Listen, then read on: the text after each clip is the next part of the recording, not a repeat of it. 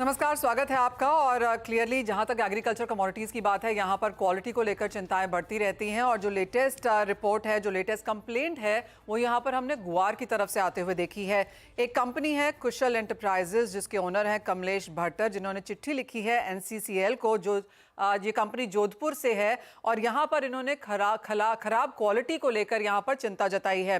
Action लेने की मांग यहाँ पर की है और कहा गया है कि पुअर क्वालिटी है यहाँ पर ग्वार सीड की, और जो डिलीवरी उनको मिली है वो यहाँ पर LTC गंगानगर के गोडाउन से मिली है। तो चिंताएं यहाँ पर ग्वार को लेकर हैं। माना ये भी जा रहा है और सुना ये भी जा रहा है कि जो डिलीवरी में यहाँ पर एक्सचेंज पे गुआर लग रहा है, उसकी जो क्वालिटी है वो हाजिर माल या नॉर्मल माल से 200 से 300 से 500 रुपए हल्की में भी यहाँ पर बिक रही है। तो क्लियरली मिलर्स के सामने यहाँ पर अब कोई निष्कर्ष निकलता हुआ नजर नहीं आया है। उनको यही माल यहाँ पर लेना भी पड़ रहा है। तो चिंताएं यहाँ पर काफी ज्यादा निकलती हुई नजर आई हैं। लेकिन पूरा मामला क्या है ये समझ लेते हैं। हमारे साथ यहाँ पर जुड़े हैं अशोक इंडस्ट्रीज के CFO राजेंद्र धारीवाल और 9 स्टार ब्रोकिंग प्राइवेट लिमिटेड के डायरेक्टर जिनेश दुग्गरा। दोनों का कार्यक्रम में स्वागत है। राजेंद्र जी, कैसे देखते हैं आप यहाँ पर जो चिंताएं बनती हुई नजर आ रही हैं एज ऑफ नाउ मार्केट्स में? राजेंद्र जी से जुड़ेंगे। जिनेश जी, चिंता है, आप एक्सचेंज के साथ यहाँ पर काम भी करते हैं। एग्री में हमेशा जब हम काम होता है तो कुछ चिंताएं यहाँ पर बनी रहती हैं। अब गुआर के बारे में ये जाना जा रहा है कि 3 साल 5 साल 7 साल पुराना माल भी यहाँ पर एक्सचेंज पे लगाया जा रहा है। कैसे देखते हैं आप इन कंप्लेंट्स को? गुआर में एक्चुअल में क्या है, जो एक्सपोर्टर हैं वो तो फिर भी मतलब ओल्ड माल को एक्सेप्ट नहीं करते हैं, उसका डिस्काउंट चार्ज करते हैं। NCDEX पर ऐसा कोई नियम नहीं है कि माल पुराना है या नया है, बस उसकी जो क्वालिटी स्पेसिफिकेशन उस हिसाब से माल पास हो जाता है। कल मुझे भी मार्केट से ये रूमर सुनने को मिली थी कि काफी बड़ी मात्रा में NCDEX में लो क्वालिटी का माल पाया गया है। जैसा आप बता रहे हैं कि 200 500 700 रुपए कुंटल तक हल्का माल पाया गया है। तो ये सरासर गलत है। आज समझे नहीं कि जो इन्वेस्टर है, जो व्यापारी है, वो एक्सचेंज पर विश्वास करते हैं, और अगर ऐसा हल्का माल निकलता है तो कुल मिला के उनके साथ विश्वासघात हो रहा है। एक्सचेंज को चाहिए कि मतलब इसकी जांच करे, और मैं तो कहता हूं कि मार्केट का जो रेगुलेटर है, एग्री मार्केट का रेगुलेटर SEBI है, इसको भी इसमें इंटरवेन करके इसकी जांच करनी चाहिए। जिनेश जी, जिस तरह से हमने गुआर के भावों में पिछले कई समय से जिस तरह से मूवमेंट होती हुई देखी है, तो हल्की सी बढ़त के बाद एक मुनाफा वसूली आ जाती है। इवन एज फसल कम है, इवन एज बाजार को पता है कि मांग सामने निकल के आ रही है, उसके बावजूद भी यहाँ पर कोई सपोर्ट नहीं है प्राइसेस में। एक दो रीजन तो ये भी है कि स्टॉकिस्ट यहाँ पर नहीं है। दूसरा आप कहेंगे यही है कि पुराना माल लगातार बाजार में आता जा रहा है। रीजन भी है कुछ, तो देखो लोगों का डाइवर्जन इक्विटी मार्केट की तरफ ज्यादा है, वहां रिटर्न अच्छा मिल रहा है। और अभी मेरे हिसाब से पिछले 2-3 दिनों में ये जो क्वालिटी वाला अगर मामला सही निकलता है, क्योंकि आज के डेट में एक्सचेंज पर बड़ा माल लगा हुआ है, 25,000 टन गम लगा हुआ है और 29,500 टन गुआर डिपॉजिटेड है। अगर वो क्वालिटी वास्तव में हल्की निकलती है तो कहीं ना कहीं मार्केट में पैनिक लाएगी। राजेंद्र धारीवाल जी हमारे साथ हैं। राजेंद्र जी, आप कैसे देखते हैं इस चिंता को? जो चिट्ठी लिखी गई है कुशल एंटरप्राइजेज के कमलेश भट्टर की तरफ से, क्लियरली बताती है कितने टन का माल है, क्या क्वालिटी है और कितने डिस्काउंट पे यहाँ पर चल रहा है। क्या ये पहला ऐसा है या आपको लगता है इस तरह की चिंताएं बाजार में काफी ज्यादा हैं? जैसे कोई भी माल डिपॉजिट कराता है तो NCDEX में एक प्रोसेस है, उसका प्रॉपर KYC होता है, और NCDEX के पास प्रॉपर ट्रेल बैक रहता है कि किस आदमी ने वो माल डिपॉजिट कराया।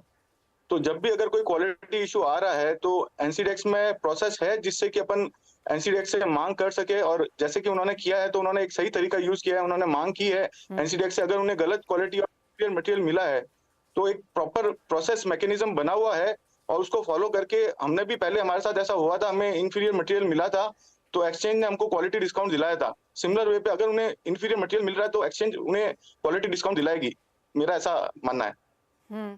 तो ये जो आई एम श्योर ये लेटर सभी ने पढ़ी है, क्योंकि ये काफी हद तक घूमती हुई भी नजर आई है बाजार में। तो आपको लगता है कि जो प्रोसेस यहाँ पे शामिल किया गया है, डिस्काउंट यहाँ पर भी आया ही होगा, तो इन दैट सेंस ये काम उस तरह से बराबर है? जैसे पहली बात तो जिस बंदे ने, जिस भी पार्टी ने इसमें डिपॉजिट कराया है, सबसे पहले उसके अगेंस्ट एक्शन होना चाहिए और उसको डिबार्ड करना चाहिए। बिकॉज अगर ऐसा काम होता रहेगा तो जो NCDEX में माल लगा हुआ है उसके ऊपर ऑथेंटिसिटी, जो उसकी क्वालिटी की क्रेडिबिलिटी है, उस पर बहुत इम्पैक्ट आएगा। बिकॉज कैसा रहता है कि ना, NCDEX का जो मटेरियल है उसको सुपीरियर मटेरियल माना जाता है, और जो मार्केट में जो मील क्वालिटी मटेरियल मिलता है वो उससे इंफीरियर है, उसका प्राइस भी थोड़ा लोअर रहता है। तो जब अगर उस क्वालिटी से भी इंफीरियर मटेरियल अगर NCDEX में मिल रहा है और उसका प्राइस अगर ऊपर चल रहा है तो ये मार्केट के इक्विलिब्रियम को खराब करेगा। Because at some point market में उसका ऊपर प्राइस चल रहा है और वो मटेरियल एक्चुअल में नीचे प्राइस का है, तो पूरा मार्केट की सेंटीमेंट भी खराब होती है इससे, और ट्रेड में बहुत लॉस होता है इससे। एब्सोल्युटली, जो आपने कहा वो बात बिल्कुल सही है कि जिन्होंने ये माल जमा कराया है पहले तो उन्हीं को आइडेंटिफाई करना चाहिए, उनके अगेंस्ट एक्शन भी लेना चाहिए। आपको बता दें कि सीएनबीसी आवाज ने यहाँ पर एनसीडीएक्स एनसीसीएल को मांगा भी है और उनकी तरफ से ये कहा भी गया है कि आज के दिन में किसी भी समय वो यहाँ पर एक ऑफिशियल कोर्ट ऑफिशियल स्टेटमेंट इसके लिहाज से देंगे भी, तो उसका ऑफकोर्स यहाँ पर इंतजार है। लेकिन काफी सारे ऑप्शन हमेशा होते हैं एक्सचेंज के पास जो यहाँ पर इंडस्ट्री स्टेक होल्डर्स सजेस्ट करते हैं कि किस तरह से इसे सॉर्ट किया जाना चाहिए। और जैसे राजेंद्र जी ने कहा कि पहले तो आइडेंटिफाई किया जाना चाहिए कि कौन है वो माल लिया जाना चाहिए या नहीं, और एक बैरियर यहां पर सेट किया जाना चाहिए। जिनेश जी, आप कहेंगे कि इससे नीचे का माल एक्सचेंज एक्सेप्ट ही ना करे? मतलब एक्सचेंज की क्वालिटी स्पेसिफिकेशन ऑलरेडी डिसाइडेड है जी। मैं तो ये कहना, जो राजेंद्र भाई कह रहे हैं कि जो डिपॉजिटर है उनके खिलाफ एक्शन होना चाहिए। जी जिनेश जी, जैसे आपने कहा कि एक सेट है यहाँ पर, इसके नीचे का माल एक्सचेंज नहीं लेता, दिस इज द रीजन। वहाँ पर कॉन्ट्रैक्ट स्पेसिफिकेशंस हैं, माल सस्ता है तो ठीक है डिस्काउंट में जाता है, लेकिन जिस तरह का माल एक्सचेंज अंदर लेता है क्या पहले उसी को यहाँ पर बार करना चाहिए? आई एम श्योर इंडस्ट्री ने इसके बारे में एक्सचेंज से बातें भी की होंगी। स्पेसिफिकेशन है उस हिसाब से माल डिपॉजिट होता है, तो ये जो भी गड़बड़ जाला हुआ है ये कहीं ना कहीं डब्ल्यूएसपी और जो डिपॉजिटर पार्टी है उनकी आपस में क्या सेटिंग है या क्या है वो उसके अनुरूप हुआ है, मतलब उन्होंने किया है ये। राजेंद्र जी, आपने कहा ये पहले भी हो चुका है और माल ठीक है डिस्काउंट में आ जाता है, लेकिन टू बिगिन विद अगर इसको रुकाना है, क्योंकि हर तरह का माल एक्सचेंज में आना ही नहीं चाहिए। जैसे इसमें क्या रहता है कि ग्वार के अंदर अभी ऐसा हो रहा है कि out of total deposit more than 50% is been stored in a particular WSP or with a set of WSPs. So ऐसा क्यों हो रहा है कि सिर्फ उन्हीं के पास माल डिपॉजिट हो रहा है? तो ये भी बहुत बड़ा एक फैक्टर है जिसमें प्रोबेबल है कि WSP का भी साथ में रोल होगा।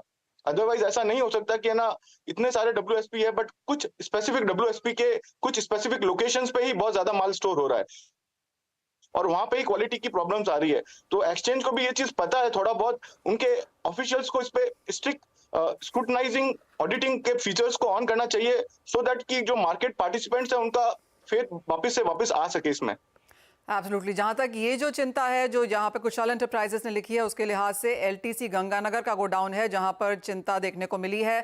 लेटर में ये भी लिखा गया है कि उन्होंने बात भी करी है एक्सचेंज के गोडाउन से रादर और इस WSP से, लेकिन उसके बाद भी यहाँ पर कुछ निकाल देखने को नहीं मिला है। तो जैसे आपने कहा, जी हाँ, कुछ कहीं किसी हिस्सों में प्रॉब्लम है और उसका सीधा असर हम यहाँ पर मार्केट्स में आता हुआ देखते हैं। तो ये तो पूरी बात हुई, लेकिन ऑफकोर्स हम इस खबर के ऊपर नजर बनाए रखेंगे, आज चैनल पर लगातार अपडेट भी करते रहेंगे और कोशिश भी करेंगे और इंतजार भी करेंगे कि यहाँ पर एक्सचेंज की तरफ से हमारे पास किस तरह का रिस्पांस आता है और उसको भी हम अपने दर्शकों के समक्ष यहाँ पर लेकर आएंगे। बहुत शुक्रिया जिनेश जी और राजेंद्र जी, आप दोनों का ही साथ जोड़ने के लिए और पूरी खबर के ऊपर डिटेल में बात भी करने के लिए। ये तो बात गुआर की है और गुआर के प्राइसेस भी आपके समक्ष लेके आना चाहेंगे, क्योंकि पिछले 10-12 दिनों में लगातार तेजी के बाद पिछले 2 दिनों में कुछ मुनाफा वसूली के साथ यहाँ पर कारोबार है। निचले स्तरों से आज हल्की सी खरीदारी, लेकिन ज्यादातर काफी सपाट price moves as of now हमने यहाँ पर गुआर के तरीके से आते हुए देखी हैं। लेकिन बड़ी खबर है, क्वालिटी को लेकर यहाँ पर चिंताएं हैं। एग्रीकल्चर एसेंशियल कमोडिटीज में ऑलरेडी हमने यहाँ पर कुछ कारोबार में सस्पेंशन आते हुए देखे हैं, लेकिन जो नॉन एसेंशियल कमोडिटीज हैं वहां पर भी कुछ चिंताएं अब यहाँ पर क्वालिटी को लेकर, प्राइसेस को लेकर, वॉल्यूम्स को लेकर बनती हुई नजर आ रही हैं।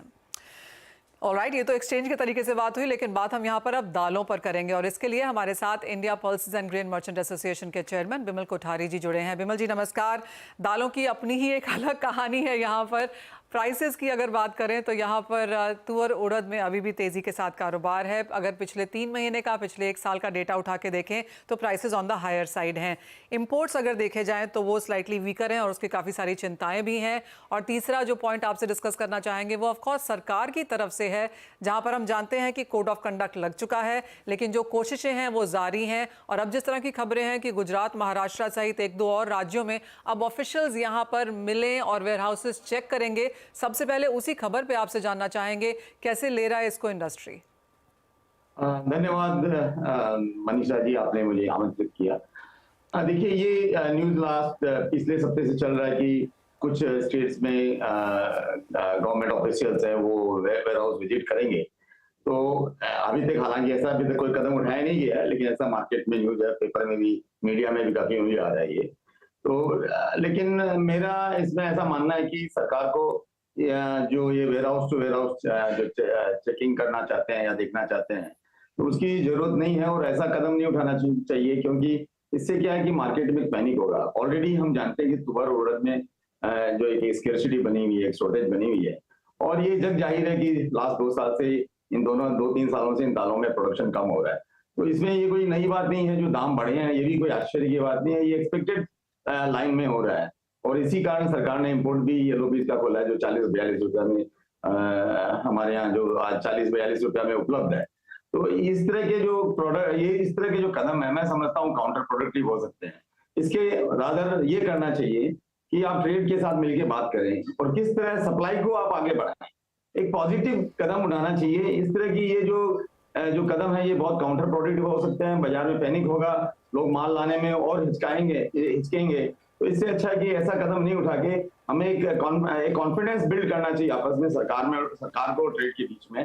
तो और इसके लिए आईपीजी हम तैयार हैं, हम इस मीटिंग भी करेंगे सरकार के साथ। इस तरह के जहां ऐसा लगे कोई स्पेकुलेटिव एक्टिविटी हो रही है वहां पे वो जरूर एक्शन लेवे, लेकिन अदरवाइज इन जनरली इसको इस तरह नहीं करना चाहिए, क्योंकि इससे ये बहुत काउंटर प्रोडक्टिव हो सकता है। इसमें काफी पैनिक होगा बाजार में, इसमें सप्लाई उसमें रुकेगी, सप्लाई इसमें बढ़ेगी नहीं। और आज जरूरत है कि हम सप्लाई बढ़ाएं। सप्लाई बढ़ने से ही आपके यहाँ जब अवेलेबिलिटी होगी तो दाम अपने आप बैलेंस होंगे। देखिए ये जो दाम है तुअर के, उड़द के, ठीक है, ये कुछ जो हमारे नॉर्मली जो एमएसपी के कुछ ऊपर रहते हैं, लेकिन इस बार कुछ ज्यादा ऊपर है और ये एक्सपेक्टेड था। लेकिन इसके सामने हमारे पास में दूसरे ऑप्शंस भी हैं। आज हमें येलो पीस जो है 40-42 रुपए में मिल रही है, मसूर 60 रुपए में मिल रही है, चना 60 से 65 रुपए के बीच मिल रहा है। तो बाकी दालें सब उपलब्ध है, ऐसा नहीं है कि दूसरी दालें उपलब्ध नहीं है। तो अगर आप पल्सेस बास्केट को अगर एज ए होल देखें तो अवेलेबिलिटी का ऐसे कोई मेजर इशू नहीं है। आज कम से कम 17 से 18 लाख टन येलो पीस का इंपोर्ट हो चुका है। जी, पर बिमल जी मुझे ये बताइए कि अगर एक तो जैसे आपने कहा कि हमेशा सरकार स्टेप नहीं लेती है, कई बार वो वार्न भी करती है, कई बार वो चेता भी देती है, तो सेंटिमेंट ऑफ कोर्स थोड़ा सा यहाँ पर हिल जाता है। लेकिन जिस तरह से सरकार हमेशा कहती रही है कि चाहे पल्सेस की होर्डिंग आउट ऑफ इंडिया हो रही है या विद इन इंडिया हो रही है, तो जो आपको हमेशा यहाँ पर डिस्क्लोजर्स भी देने पड़ते हैं, वो सब भी अगर हम देखें तो भी अगर सरकार को लगता है ऐसा कुछ हो रहा है, तो आपको लगता है कि एक स्मॉल परसेंटेज ही चाहे सही, पर कुछ पल्सेस हाउसेज या कंपनीज होल्ड शायद कर भी रही होंगी। जैसे मैंने कहा कि शायद हो सकता है कुछ एक रेयर मतलब कुछ एक स्ट्रे इंस्टेंसेस हो सकते हैं, तो उसको सरकार उस पर जांच करे, उसमें हमें कोई आपत्ति नहीं है। लेकिन इसको जनरली की हर हाउस में आप जाएं, उससे क्या होगा, पूरे मार्केट में पैनिक क्रिएट होगा। और हमें सरकार के साथ में कॉन्फिडेंस बिल्डिंग मेजर लेना है। उसके लिए हम सरकार से मीटिंग भी करेंगे, हम बात भी करना चाहते हैं, हम बात करेंगे भी। और मैं भी सरकार आपके माध्यम से सरकार से अनुरोध करूंगा कि आप हमारे साथ मिलकर आप इसमें हम इसका एक हल निकालने की कोशिश करें कि हम सप्लाई कैसे बढ़ाएं।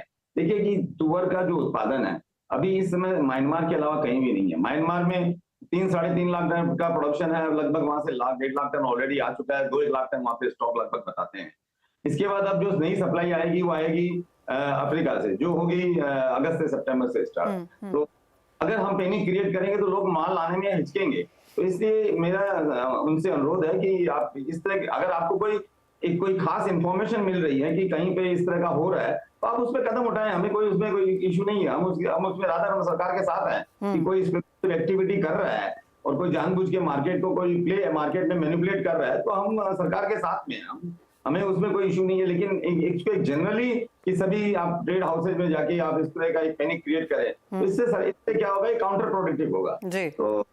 तो और देखिए जहां उड़द का सवाल है, इस उड़द के भाव जो है काफी दिनों से स्टेबल है, 2-4-5 रुपए ऊपर नीचे हो रहे हैं। तो ज्यादा जो मेजर इशू तुअर में है, जो हम समझते हैं जग जाहिर था, लास्ट 2 साल से हो रहा है, कोई नई बात तो है नहीं है। तो इसके लिए और एक बात मैं आपको और बताता हूँ कि देखिए जो दालों के दाम में कुछ तो मुझे ऐसा लगता है बहुत हाइप क्रिएट किया जा रहा है कि दाम बढ़ गए इतना कोई तो बिमल जी मैं तो आपसे प्राइसेस पे बात भी नहीं करना चाहती, मैं सिर्फ नंबर्स एंड जो सरकार का एक्शन आ सकता है उस पे जाना चाहती हूँ। तो सरकार के एक्शन की तो आपने यहाँ पर बात की, अब जो नंबर्स हैं इंपोर्ट्स के लेके जी, सरकार का एक्शन है कि दाम बढ़ गए। जी हाँ जी, क्या आप उसमें इतना बड़ा हाइप क्रिएट किया जाए कि दाम बढ़ गए, इससे भी बहुत सारी चीजों के दाम बढ़े हुए हैं। इतना ज्यादा हाइप क्रिएट कर दिया गया है कि दाम बढ़ गए। Heavens are not following Manisha ji. पर विमल जी जिस तरह का इंपोर्ट हुआ है वो नंबर्स भी यहाँ पर कमजोर हैं, एंड ऑफ कोर्स उसके काफी सारे रीजन हैं, फिर चाहे वो मोजाम्बिक है या फिर बाकी कंट्रीज की तरफ से कंसर्न्स हैं। आप ब्राजील अर्जेंटीना से भी यहाँ पर बात कर ही रहे हैं, आप ब्राजील में थे भी पिछले महीने काम करने के लिहाज से, जो इंपोर्ट्स के नंबर्स कमजोर हैं। आपको राजन के सब कदम पे, जैसे मैं ब्राजील में था पिछले 15 दिन पहले, और वहाँ पे वो लोग प्रोडक्शन बढ़ा रहे हैं। इस साल वहां से लगभग 50,000 टन ब्लैक माफे का इंपोर्ट होगा। और वो पे भी काम कर रहे हैं। तो हमें दिखता है वहाँ पे जहाँ पे इतनी बड़ी वहाँ पे फार्मिंग की एक अपॉर्चुनिटी है, क्यों ना हम उनके देशों के साथ मिलके, ताकि देखिए हमारे यहाँ जो सरकार के आंकड़ों के हिसाब जो हमारे लास्ट 9 महीने अप्रैल से लेके दिसंबर 2023 हमारा जो रिक्वायरमेंट था, ये सरकार के आंकड़े बता रहा हूँ मिनिस्ट्री ऑफ एग्रीकल्चर से, लगभग 28.5 मिलियन टन का था। इसका मतलब पूरे साल का पकड़े तो हमें 33-34 मिलियन टन की रिक्वायरमेंट है। नेक्स्ट साल में हमारी रिक्वायरमेंट सरकार के जो आंकड़े हैं उसके हिसाब से ये तो 40 मिलियन टन होगी।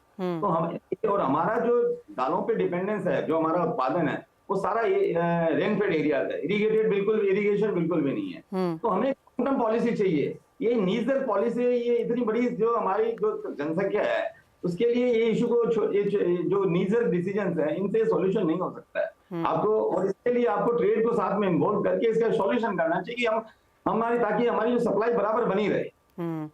एब्सोल्युटली बिमल जी, बहुत शुक्रिया साथ जुड़ने के लिए। तो ऑफ कोर्स कुछ कंसर्न्स हैं और जैसे बिमल जी कह रहे हैं कि इंडस्ट्री आईपीजीए ऑफ कोर्स यहाँ पर सरकार के साथ मीटिंग करेंगे, रिप्रेजेंटेशंस करेंगे, और एक चीज़ का ध्यान ऑफ कोर्स यहाँ पर रखना होगा कि सेंटिमेंट यहाँ पर इंप्रूव होता हुआ नजर आए, हाइप के ऊपर यहाँ पर ज़्यादा ध्यान नहीं दिया जाए, वो ऑफ कोर्स दालों के यहाँ पर फेवर में होगा। लेकिन इसी के साथ एक ब्रेक का भी समय है। जब लौटेंगे तो किशोर नारने होंगे हमारे साथ, उनके साथ जानेंगे नॉन एग्री ट्रेड में किस तरह से आपको स्ट्रैटेजीज बनानी चाहिए। किशोर नारने जुड़ रहे हैं। किशोर, अगर मंथ ऑफ अप्रैल देखें तो ये तीसरा ऐसा महीना है जब सोना और चांदी दोनों यहाँ पर with positive cues and positive returns close हो रहे हैं। क्या इसी तरह की मूवमेंट हम मई में आता हुआ देखेंगे? Good morning Manisha. I think मैं थोड़ा स्लो डाउन हो जाएगा मेरे हिसाब से। मार्केट स्पेशली फेड का रेट कट का जो शुरुआत है शायद वो डिले हो सकता है। अभी भी US economy is very hot और कोई गुंजाइश नज़र नहीं आ रहा है कि बहुत ही इमीडिएटली उसका रेट कट साइकिल स्टार्ट हुआ है। सो उस मामले में थोड़ा बहुत प्रॉफिट टेकिंग आ सकता है। So both gold and silver में प्रॉफिट टेकिंग आएगा, सम ऑफ द अदर मेटल्स में भी आ सकता है। So basically gold and silver में मेरे हिसाब से गोल्ड में 2180-2200 डॉलर तक भी आपको डाउन साइड देख सकते हैं। सिल्वर में इंडियन मार्केट्स में अगर देखें तो एनीवेयर क्लोज टू अराउंड 78,000 के आसपास तक भी सिल्वर करेक्ट हो सकता है। सो थोड़ा बहुत दोनों में मेरे हिसाब से शॉर्ट टर्म वीकनेस हो सकता है, बट लॉन्ग टर्म ट्रेंड दोनों में मजबूत है, कोई इसमें कोई दो राय नहीं है। But I think short term एक करेक्टिव डिप आना चाहिए। और एब्सोल्युटली हमने वो आता हुआ देखा भी है। आज भी अगर आप देखें तो 1% की गिरावट यहाँ पर चांदी में, और सोना भी हल्की मुनाफा वसूली के साथ कारोबार कर रहा है। एक सेक्टर किशोर जो अभी भी काफ़ी होल्ड प्रॉपरली किया है अपने आप को, वो है कॉपर। इवन एल्यूमिनियम, जिंक में यहाँ पर अच्छे गेंस देखने को मिले हैं, लेकिन बाजार को लगता है कि काफ़ी सारा जो पॉजिटिव न्यूज़ है वो ऑलरेडी फैक्टर्ड इन है। क्या यहाँ पर भी कॉशन की ज़रूरत है? एब्सोल्युटली। आई थिंक जैसे आपने बताया कि कॉपर बेसिकली हॉट मनी की वजह से एक्चुअली चला था, फंड बाइंग काफ़ी इंटेंसिव था। मेरे हिसाब से वो एक बार के लिए ख़त्म हो चुका है, तो मेरे हिसाब से यहाँ पे भी एक प्रॉफिट टेकिंग डिप आना चाहिए। एल्यूमिनियम जो है, रशियन एल्यूमिनियम के ऊपर जो सैंक्शंस की वजह से जो शॉर्ट टर्म में स्पाइक आया था, वो भी एक बार थोड़ा सा कमज़ोर होना चाहिए।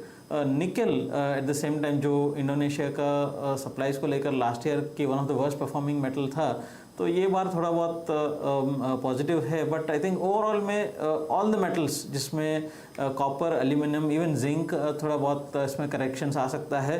Again I am repeating, absolutely short term correction से medium to long term trend अभी भी मजबूत है, स्पेशली मेटल्स को लेकर and gold and silver. So medium term to long term trend intact है, शॉर्ट टर्म में करेक्शन आना चाहिए। All right, point taken. तो लॉन्गर टर्म जो ट्रेंड है वो structurally on the bullish side है, नियर टर्म में कुछ करेक्शन देखने को मिलेगी।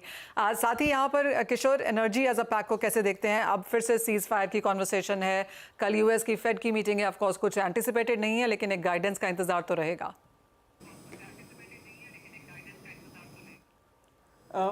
सिर्फ फेड का तो मेरा ओपिनियन है कि शायद रेट कट अभी तो बिल्कुल नहीं होगा, बट आई थिंक जो एंटिसिपेशन है वो भी थोड़ा सा पुश बैक करेंगे। सो उस हिसाब से डॉलर मजबूत है। डॉलर मजबूत होने की वजह से आपको अदर करेंसी एंड कमोडिटीज़ में आपको वीकनेस दिखता है, number 1।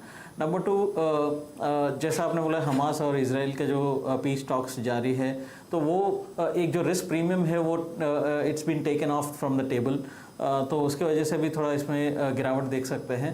I think energy counter में देखें तो प्रॉब्लम नेचुरल गैस का जो करेक्शन है हम लोग देख रहे हैं कि थोड़ा सा एक्सटेंड हो चुका है। डिस्पाइट सीजनली थोड़ा सा एक्सेसिव इन्वेंट्री है, बट उसके बावजूद भी मुझे लगता है कि डाउन साइड थोड़ा सा रिस्ट्रिक्ट हो गया है। यहाँ पे अगर यहाँ से अगर 3-4 रुपए अगर गिरता है तो नेचुरल गैस में एक्यूमुलेशन का मौका मिल सकता है, बट क्रूड में थोड़ा बहुत और फर्दर वीकनेस रहेगा।